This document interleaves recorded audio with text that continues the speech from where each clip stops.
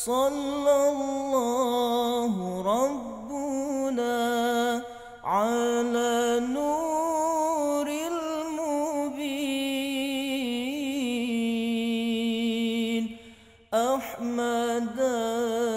Assalamualaikum warahmatullahi wabarakatuh.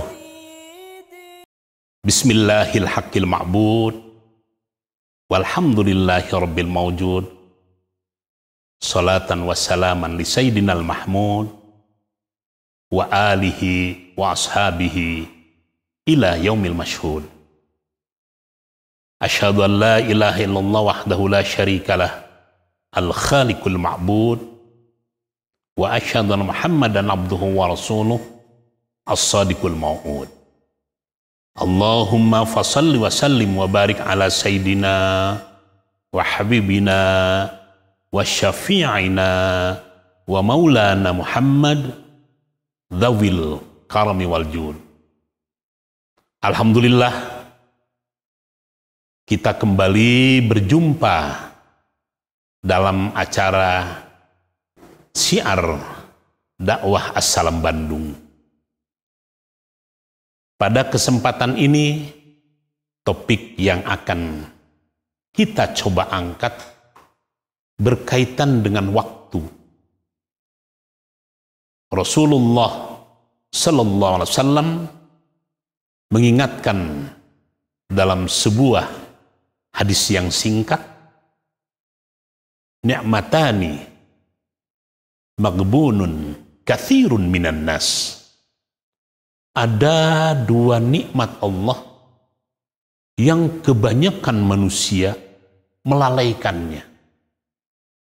Kebanyakan manusia terlena. Kebanyakan manusia tidak sadar. Apa dua nikmat tersebut? Rasulullah sallallahu alaihi wasallam menyampaikan yang pertama as-sihah, kesehatan, dan yang kedua al-farag, kesempatan atau waktu.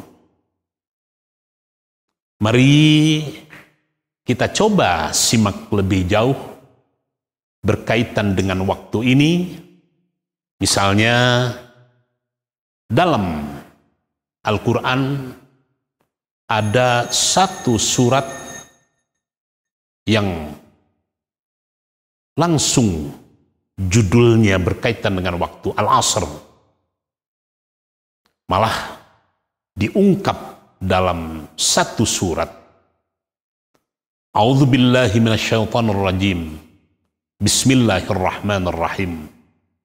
Wal 'asri innal insana lafi khusrin illal ladzina amanu wa 'amilus solihati wa tawasaw bil haqq wa tawasaw bis sabr.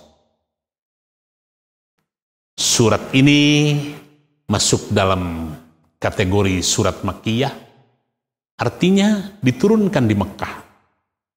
Dan surat ini ayatnya termasuk ayat yang paling sedikit. Ya, hanya 3 ayat. Tetapi Masya Allah, kandungan maknanya sangat dalam sekali. Ya. Al-Asr, waktu. Atau tidak sedikit para mufassir yang mengartikan waktu asar.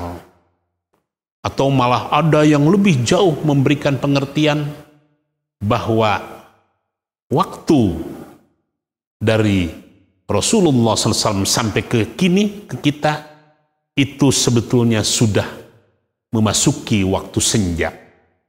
Ya. Kenapa waktu? Ya.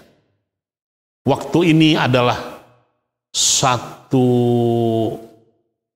idiom, satu kata yang banyak memiliki keajaiban.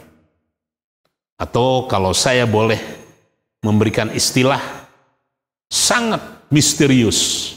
Ya. Kenapa Allah sampai mengekspos waktu? Artinya kita bisa menarik kesimpulan sedemikian rupa waktu ini punya nilai yang substantif bagi manusia. Waktu sesuatu yang strategis. Waktu sesuatu yang prinsipil.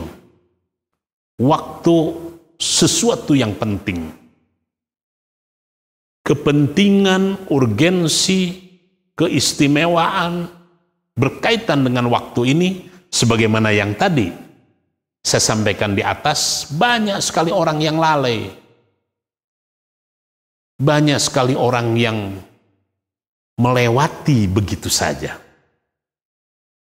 Kita lihat wal asri, demi waktu. Allah lanjutkan dengan innal insana lafi khusrin. Sesungguhnya manusia dalam keadaan rugi. Illal ladzina amanu, kecuali orang-orang yang beriman. Wa amilus salihah, dan orang-orang yang menjalankan amal soleh. Wa tawasaw bil haq, saling menasihati berkaitan dengan kebenaran. Wa tawasaw bis sabr, dan saling menasihati dengan cara yang penuh kesabaran. Ada satu pernyataan yang sungguh luar biasa dari Al-Imam Syafi'i radhiyallahu anhu. Beliau dalam sebuah kesempatan mengatakan, seandainya manusia mau merenungkan, mau mengkaji, mau mendalami, mau mencoba menarik pelajaran dari surat Al-Asr ini, kata Imam Syafi'i, sebetulnya sudah cukup. Ya. Artinya sedemikian rupa dalamnya kandungan makna yang terdapat dalam surat Al-Asr, menurut Imam Syafi'i, kalaupun tidak ada surat-surat yang lain, sudah cukup dengan teguran ini. Yuk, kita coba kupas lebih jauh dengan segala keterbatasan ilmu yang ada pada hamba ini. Kita coba lihat wal asri. Allah menggunakan kata qasam, waw, atau sumpah. Kenapa Allah mengambil waktu sebagai salah satu objek sumpahnya? Tadi di depan dikemukakan sedemikian rupa pentingnya, sedemikian rupa strategisnya, dan maaf, salah satu dari sekian pertanyaan yang akan disampaikan kepada manusia kelak di yaumil hisab adalah berkaitan dengan umur. Pertanyaannya, untuk apa umurmu dihabiskan? Tentunya tatkala kita berbicara masalah umur, ini identik dengan waktu. Sangat identik dengan waktu. Wal asri. Innal insana. Ini merupakan jawabannya. Ya. Al-insan. Sengaja Allah menggunakan kata al-insan sebagai istisna yang memiliki konotasi, yang memiliki pengertian seluruh manusia. Sesuatu yang menjadi perkecualian tetapi punya makna generalisasi. Artinya ini berlaku untuk semua manusia tanpa kecuali. Innal insana, ya, seluruh manusia. Lafi, ya, laknya di sini penguasaan sumpah. Sungguh ya, atau pasti lahnya, ya, atau mauti'ulil qasam, ya.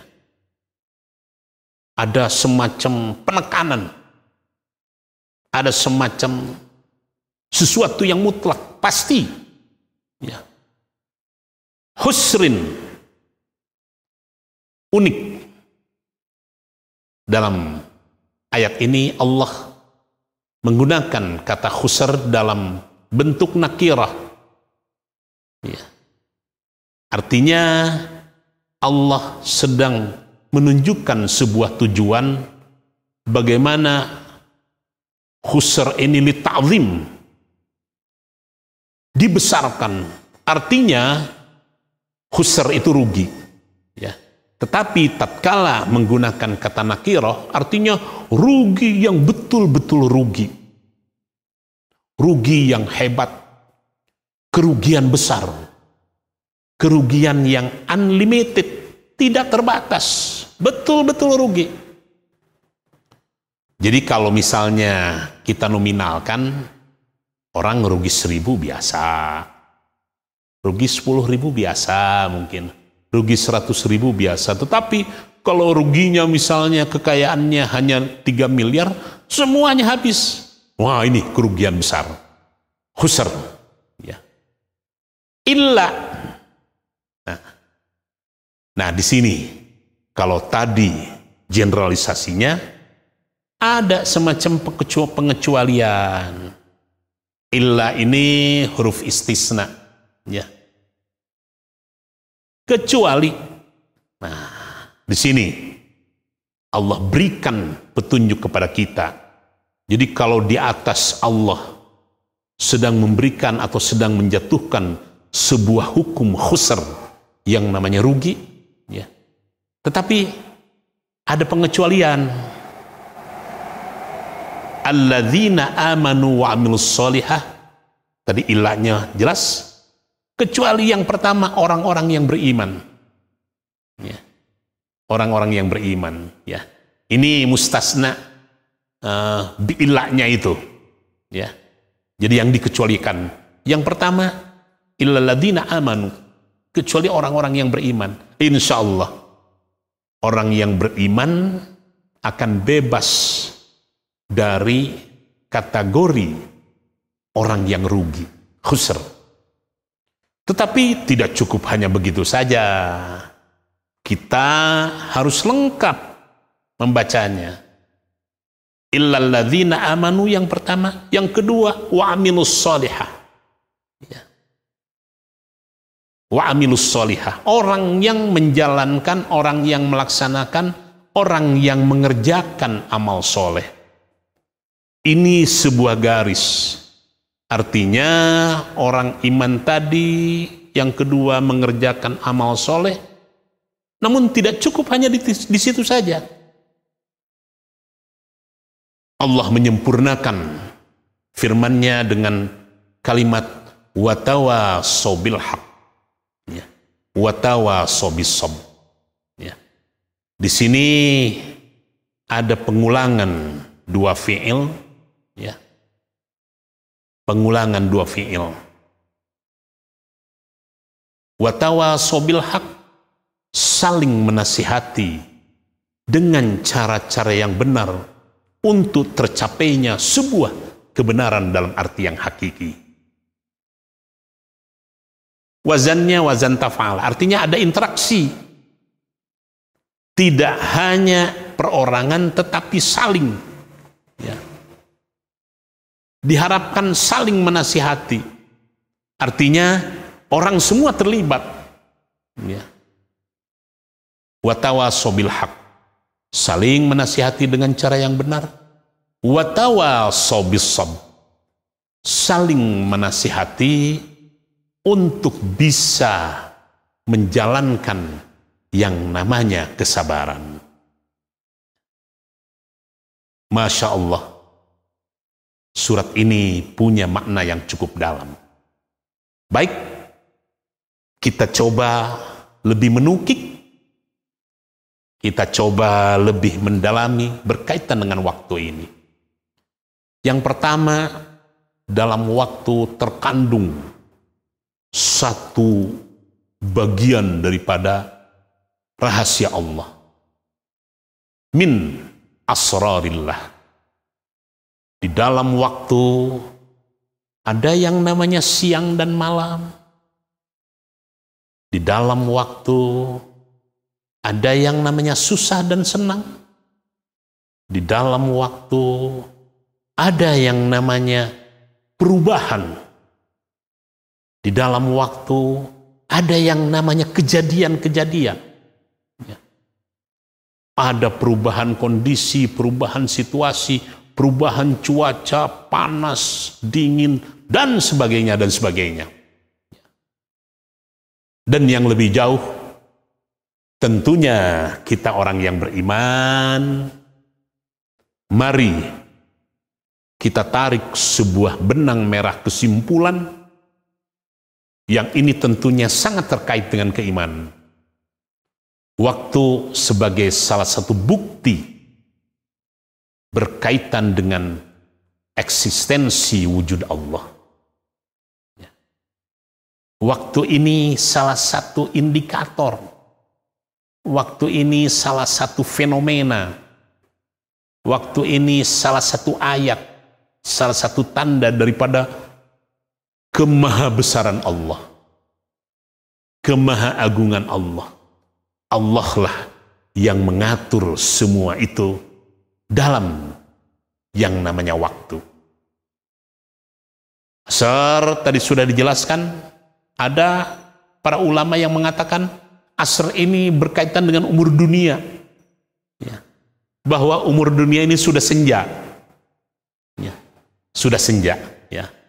Nah, iman, amal, kemudian saling menasihati dengan kebenaran dan saling menasihati dengan sabar. 4 poin inilah, ya, yang tentunya kalau kita coba kaitkan kembali dengan al-asr, orang-orang yang akan beruntung, ya. Jadi di awal tadi dijelaskan khusr, manusia rugi semuanya, kecuali 4 orang ini, 4 kelompok ini. 4 kelompok tentunya diharapkan sebagai satu kesatuan yang utuh. Beriman, amal soleh, saling menasihati kebenaran, dan saling menasihati untuk bisa bersabar. Bagaimana keempat ini ada dalam pribadi seseorang yang insya Allah orang itu akan masuk dalam kategori orang yang beruntung. Yuk kita renungkan lebih jauh tentang waktu ini, ya. Tadi di depan sudah saya sampaikan salah satu objek pertanyaan yang Allah tanyakan kepada kita kelak di yaumil mahsyar adalah umur, ya. Untuk apa umurmu dihabiskan? Untuk apa umurmu diisi? Untuk apa umurmu dipergunakan? Nah, umur ini sangat terkait dengan waktu, ya. Umur adalah jatah waktu yang Allah berikan kepada seseorang tatkala hidup di dunia ini, ya. Jadi umur itu jatah waktu. Tatkala seseorang sudah habis jatahnya, sudah selesai, dia akan mengalami yang namanya kematian. Itulah yang namanya umur, ya. Waktu adalah sesuatu yang sangat misterius, sulit diterka, ya, dan masuk dalam kategori min asrarillah, bagian dari rahasia-rahasia Allah. Dan yang paling utama, kita tentunya bagi orang yang muslim dan mukmin, Islam yang beriman, waktu adalah sebuah karunia yang luar biasa. Sebuah karunia yang luar biasa, yang tidak bisa diganti dengan apapun. Misalnya, apakah ada orang yang bisa membeli waktu 1 hari saja? Ini akan dialami oleh orang-orang yang berada di rumah sakit. Ya Allah, kalau bisa, belilah aku kesempatan 1 hari saja. Nggak bisa. Jadi di situ kita memahami bagaimana bernilainya yang namanya waktu. Dan waktu ini karakternya sangat unik. Ya. Kenapa saya sebutkan sangat unik? Ya. Waktu yang diberikan kepada manusia sama semuanya, 24 jam. 24 jam 1 hari 1 malam. Namun anehnya, waktu yang 24 jam ini bisa dirasakan oleh seseorang sangat panjang, sangat lama, dan malah mungkin akan membosankan. Tetapi di pihak lain, waktu yang jumlahnya sama 24 jam, ada kalanya dirasakan oleh seseorang terlalu pendek, terlalu sebentar, tidak lama, dan masih sangat kurang. Padahal yang namanya waktu sama semuanya 24 jam. Dan yang lebih unik lagi, yang namanya waktu ini tidak bisa dimajukan dan juga tidak bisa diundurkan. Misalnya, sekarang jam 10, tiba-tiba kita ingin majukan menjadi jam 1, nggak bisa. Terlebih dahulu harus melalui menit, melalui detik, menit, jam, dan seterusnya, dan seterusnya. Oleh karena itu kita mengenal detik, menit, jam, hari, siang, malam, seminggu, sebulan, 1 tahun, 1 windu, 1 abad, dan seterusnya, dan seterusnya. Ya. Nah, inilah tadi yang saya sampaikan, waktu ini unik. Ya. Kalau kurang, kita tidak bisa membeli. Ada nggak yang bisa menjual waktu? Nggak ada. Dan kalau kita berlebih waktu, tidak ada yang mau membeli. Tidak ada orang yang menjual waktu. Sini, saya punya kelebihan waktu 12 jam. Kalau mau engkau beli, nggak ada. Artinya, nikmat Allah ini sudah masuk dalam kotak-kotak yang sudah pasti. Ya. Jadi tidak bisa dibeli dan juga tidak bisa dijual. Nah, inilah uniknya waktu. Jadi misalnya sedemikian rupa hebatnya waktu ini, kita lihat beberapa sahabat menyampaikan. Misalnya sahabat Abdullah bin Mas'ud dalam sebuah kesempatan menyampaikan, "Ma nadimtu ala syai'in kanadami ala yaumin gharabat syamsuhu naqasa fihi ajali walam yazid fihi amali." Tidak ada yang lebih aku sesalkan, kata Ibnu Mas'ud, tidak ada yang lebih aku sesalkan daripada penyesalan atas hari al-yaum. Atas hari yang bagaimana yang Ibnu Mas'ud sesalkan? Ya. Hari di mana matahari mulai terbenam di satu pihak, namun di pihak lain berkuranglah masa ajalku, naqasa ajali. Kenapa disesalkan berkurangnya waktu, berkurangnya ajal? Karena dia sadar, ya, bahwa waktu yang dilaluinya tidak menambah amalku. Tidak menambah amalku. Ya. Amalku tidak bertambah sama sekali. Ya. Ini sebuah renungan yang mendalam. Bagaimana Ibnu Mas'ud menyesali hari-hari yang lewat. Hari-hari yang bagaimana? Hari-hari di mana matahari terus setiap hari dengan konstan, dengan konsisten terbenam. Di balik itu semua, ajalku semakin berkurang. Namun berkurangnya ajalku ini tidak serta-merta dengan bertambahnya amal. Inilah renungan yang dalam berkaitan dengan waktu yang disampaikan oleh salah seorang sahabat Rasulullah yang sangat soleh yang bernama Abdullah bin Mas'ud. Kemudian misalnya kita lihat renungan yang lainnya yang disampaikan oleh Ibnul Qayyim Az-Zawjiyah. Dia mengatakan idha'atul waqti asyaddu minal maut. Menyia-nyiakan waktu, ya, idha'ah dulu, menyia-nyiakan waktu, ya. Asyaddu itu lebih parah, itu lebih buruk, itu lebih merugikan, ya, minal maut, daripada kematian. Ya. Ini kan sebuah pernyataan yang sangat ekstrim dari Imam Ibnul Qayyim. Jadi menyia-nyiakan waktu itu lebih buruk, ya,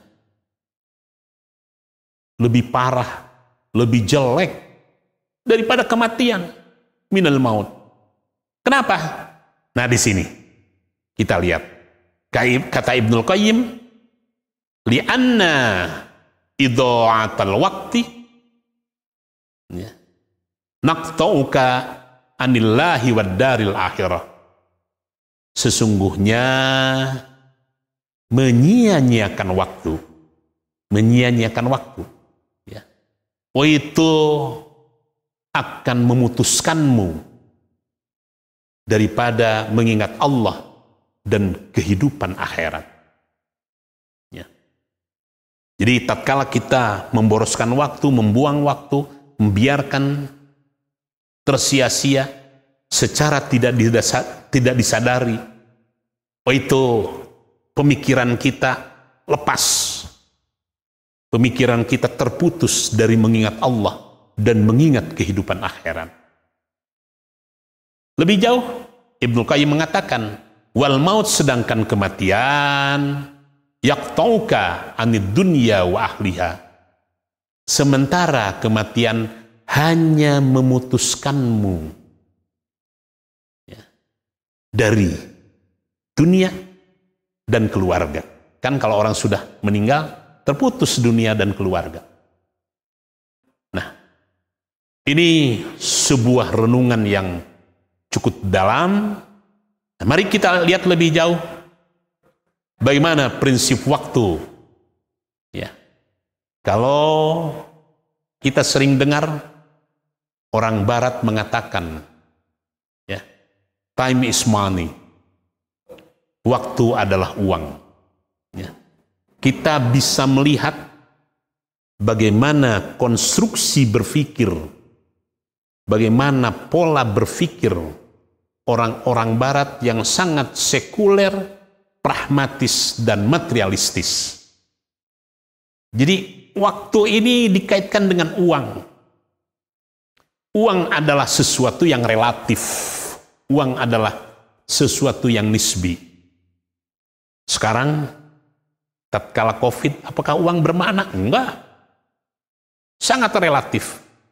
Tetapi orang Barat punya pemikiran, time is money.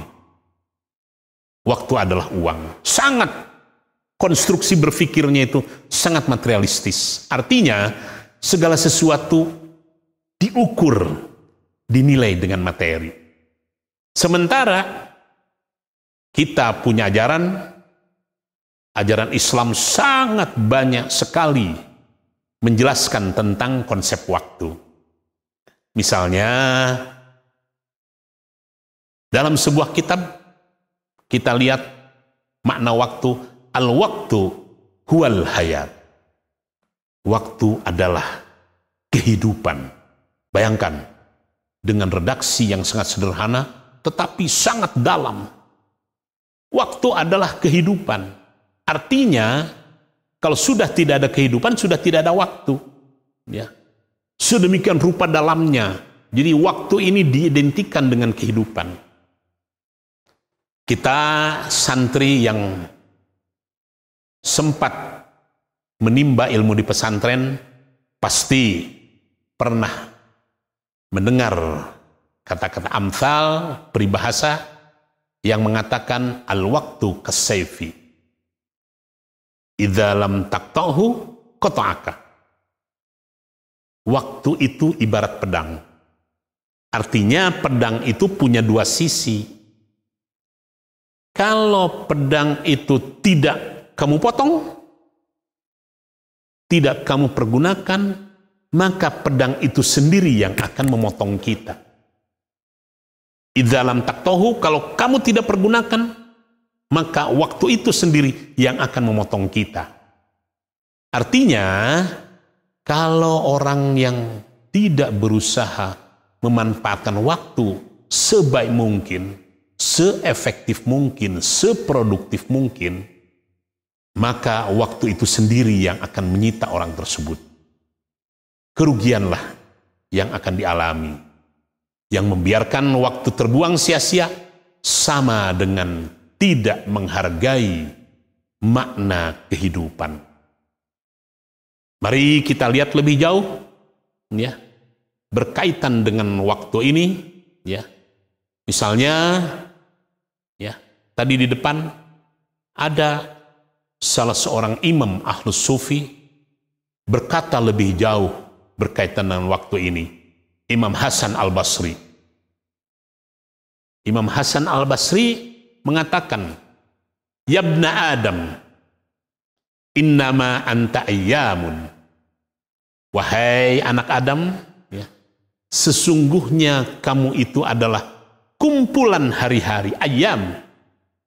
Awas, jangan salah menerjemahkan. Kalau ayam dalam bahasa Indonesia kan binatang yang suka kita makan. Ayam ini jamak dari kata yaum. Ya. Anta ayyam, sesungguhnya kamu itu adalah kumpulan dari hari-hari. Fa idza dhahaba yaumun, maka apabila telah berlalu satu hari, telah berjalan satu hari, telah berkurang satu hari, telah lewat satu hari, dhahaba ba'duka, maka secara tidak langsung punya arti telah berlalu sebagian waktu darimu. Kita sering mengatakan panjang umur tambah umur, pada hakikatnya sedang bertambah umur kita. Kita lihat misalnya dalam lembar sejarah Islam banyak sekali contoh-contoh keteladanan berkaitan dengan pemanfaatan waktu. Misalnya ada salah seorang imam besar yang sangat hati-hati, yang sangat telaten memanfaatkan waktu, yang bernama Imam Abu Hasan Sari As-Sakoti. Imam Abu Hasan ini adalah gurunya dari Imam Junaid Al-Baghdadi dan murid dari seorang ulama yang sangat besar yang namanya Syekh Ma'ruf Al-Qurhi.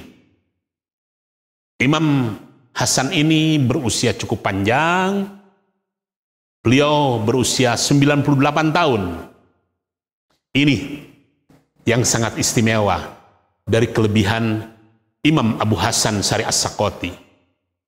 Sepanjang menjalani usianya yang 98 tahun, disampaikan dalam sejarah, beliau tidak pernah berbaring. Maaf, tidak pernah tidur berbaring. Ya. Jadi berbaring itu baringan berbaring.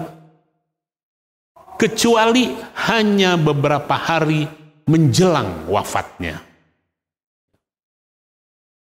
Nah, terus bagaimana posisi tidurnya? Beliau selalu tidur dalam posisi senantiasa duduk. Ya. Waktunya banyak dihabiskan untuk ibadah. Kan kalau berbaring itu sangat identik dengan istirahat. Berbaring itu sangat identik dengan refreshing. Tetapi beliau tidak ingin membuang waktu yang dimiliki, sehingga tercatat dalam sejarah beliau tidak pernah tidur berbaring. Habis untuk ibadah. Tidur dalam posisi duduk.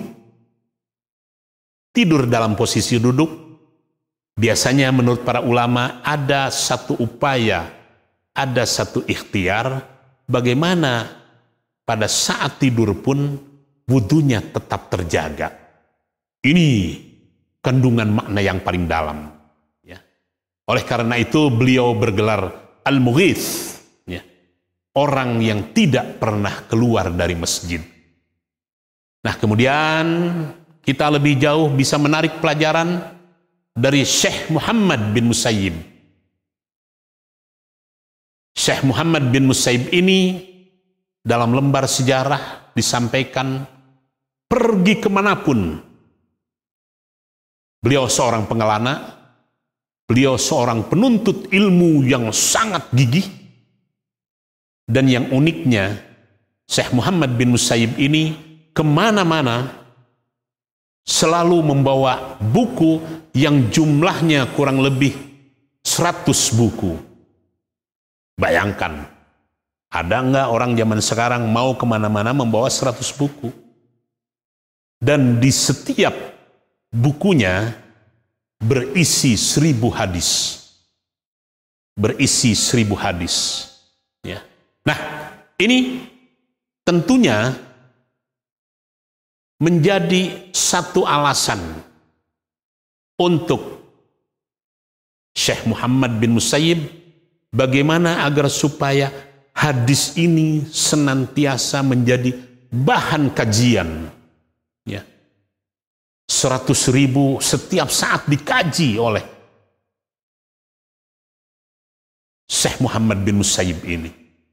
Dibawa kemana-mana, dipikul, digendong. Ya. Apakah ini bukan sebuah perbuatan yang untuk kita-kita nggak umum lah, nggak umum.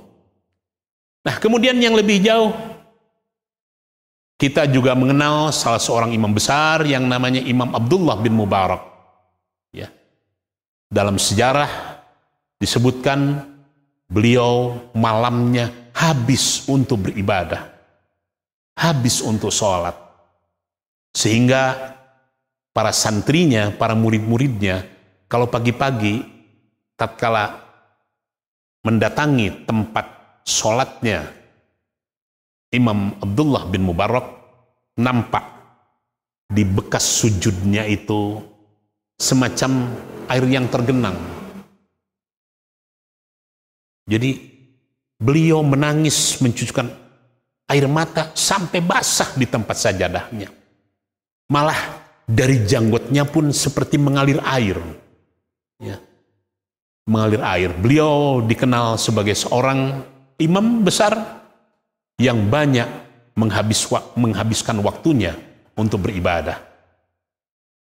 Dan misalnya ilustrasi yang lainnya, kita mengenal salah seorang sahabat Rasulullah yang bernama sahabat Ubay bin Ka'ab. Ya. Sahabat Ubay bin Ka'ab ini dalam sejarah kodifikasi Al-Quran senantiasa digandengkan dengan sahabat Zaid bin Sabit. Tatkala mendapatkan tugas menuliskan Al-Quran, sahabat Ubay ini yang mendiktekan, sahabat Zaid yang menuliskan. Jadi sahabat Ubay ini adalah orang yang pertama di dalam sejarah Islam yang hafal Quran selain Rasulullah. Jadi beliau orang yang pertama. Orang yang pertama hafal Quran. Kemudian juga orang yang pertama mengajarkan Al-Quran di zaman Rasulullah. Ya.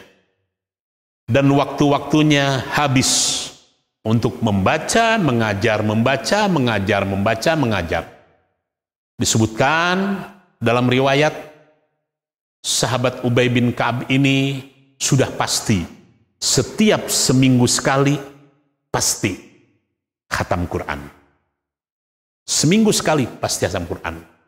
Nah, lebih jauh kita lihat para ulama-ulama besar bagaimana menghabiskan waktunya. Yang pertama misalnya kita mengenal Imam Ibnu Jarir At-Tabari. Beliau adalah peletak pertama penulisan tafsir Al-Quran. Tafsirnya sangat terkenal, tafsir Tabari. Beliau lahir pada tahun 223 Hijrah dan berpulang ke rahmatullah tahun 110 Hijrah. Beliau berusia 87 tahun. Nah, ini yang unik. Selama 87 tahun, habis waktunya banyak dihabiskan untuk menulis. Untuk menulis. Dicatat oleh para ulama, selama hidupnya Imam Ibnu Jarir ini mampu menulis sampai 358.000 halaman. Bayangkan, 358.000 halaman. Dihitung-hitung lebih jauh, rata-rata Imam Ibnu Jarir ini perharinya bisa menghasilkan 14 halaman. Bisa menghasilkan 14 halaman. Ini sesuatu yang luar biasa, yang nggak mungkin bisa ditiru oleh orang-orang sekarang. Sedemikian rupa cintanya kepada ilmu, waktunya habis untuk menulis. Per hari 14 halaman. Kita lihat yang lainnya. Misalnya Imam Ghazali, pengarang kitab Ihya Ulumuddin, ya, banyak kitab-kitabnya. Ada Al-Munqidh Minadh Dhalal, ada Tahaffutul Falasifah, ada Minhajul Abidin, dan lain-lain. Disebutkan beliau lahir 450 Hijriah dan berpulang ke rahmatullah 505, ada yang mengatakan 504, ada yang mengatakan 505. Usianya hanya 55 tahun. Tetapi Masya Allah, hasil karyanya luar biasa. Disebutkan oleh para sejarawan, Imam Ghazali setiap hari bisa menghasilkan 22 lembar tulisan. 22 lembar tulisan. Padahal tulisan Arab kalau kita terjemahkan ke dalam bahasa Indonesia, biasanya satu lembar itu menjadi 4 lembar. Kalau 22 kali 4 artinya sehari bisa 88 lembar, 88 halaman. Ya. 88 halaman, Masya Allah. Nah, kemudian rival Imam Ghazali yang namanya Ibnu Rushd, beliau lebih cenderung ke filsafat. Sama. Ya. Ibnu Rushd dalam sejarah disebutkan, beliau hanya 2 hari waktu yang tidak dipakai untuk membaca dan menulis. Yang pertama, waktu menikah. Yang kedua, waktu ayahandanya berpulang ke rahmatullah. Sedemikian rupa waktu dimanfaatkan oleh Ibnu Rushd. Dua-duanya ulama besar dan satu zaman, ya, yang menulis Tahafutut Tahafut. Ya. Nah, kemudian untuk mazhab Syafi'i kita mengenal seorang ulama besar yang sangat produktif yang namanya Imam Nawawi. Ya. Bayangkan, saking cintanya sama ilmu, beliau itu tidur sekelilingnya kitab-kitab. Jadi kalau kita penghalang ruangan itu tembok, penghalang ruangan itu kain atau apa, nah beliau tidur dikelilingi oleh kitab-kitab. Jadi tumpukan kitab. Ya. Maaf, ya, dengan tidak mengurangi kebesaran beliau, sampai saking cintanya sama ilmu, beliau sampai tidak sempat menikah. Tidak sempat menikah.